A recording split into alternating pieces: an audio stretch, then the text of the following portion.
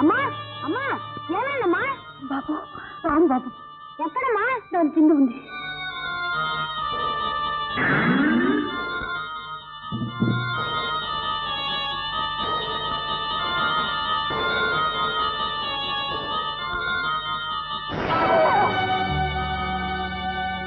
వామ విషయం కూడా ఇతనేమి చేయలేదంటే నాకు చాలా ఆశ్చర్యంగా ఉంది. అయినా మీ సంతృప్తి కోసం ఇంజెక్షన్ చేస్తాను.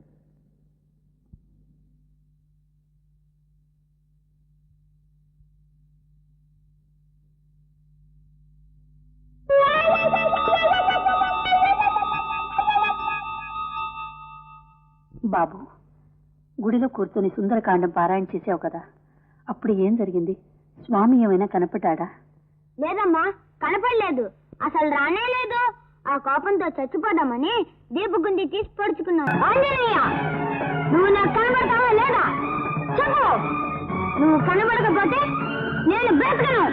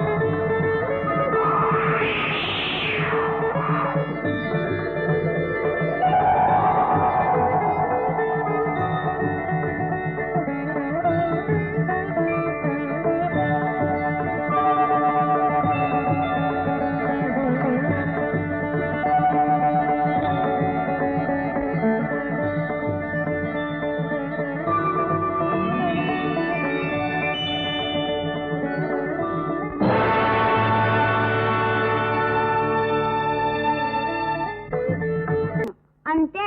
ఆ తర్వాత ఏం జరిగిందో నాకు తెలియదు. కాసేపటికల్లా కళ్ళు తెరిచి చూస్తే గాయమూ లేదు, నెత్తురు లేదు. రాజా, నువ్వెంతో పుణ్యం చేసుకున్నావు. అదృష్టవంతుడివి. స్వామి నిన్ను అనుగ్రహించాడు. ఆయన శక్తి అంతా ప్రసాదించాడు. అదే నాయన ఈ బలం. నిజంగానా అమ్మా?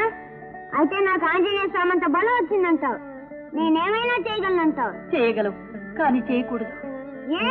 నువ్వెప్పుడు ఏం చేయాలో ఆ స్వామి నీకు చెప్పి చేయిస్తాడు. అంతవరకు నీకింత శక్తి ఉన్నట్లు ఎవరికీ తెలియకూడదు. తొందరపడి ఏ పని చేయకూడదు.